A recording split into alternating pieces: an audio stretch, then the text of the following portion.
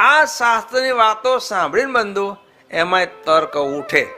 આ શિક્ષાપત્રી આજે વાંચે ને આજના જુવાન, 200 વર્ષ પહેલા ભગવાન લખ્યું ને માટે આમ લખ્યું, આજે જો લખે ને તો આમ લખે જ કે ભગવાનના વચનમાં આ તર્ક શું કાઢીએ આપણે?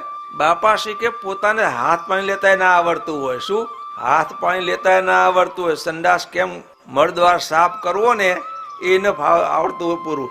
અને મોટા પુરુષોના લીલામાં, ચરિત્રોમાં અને ઉપદેશમાં દોષ કાઢે.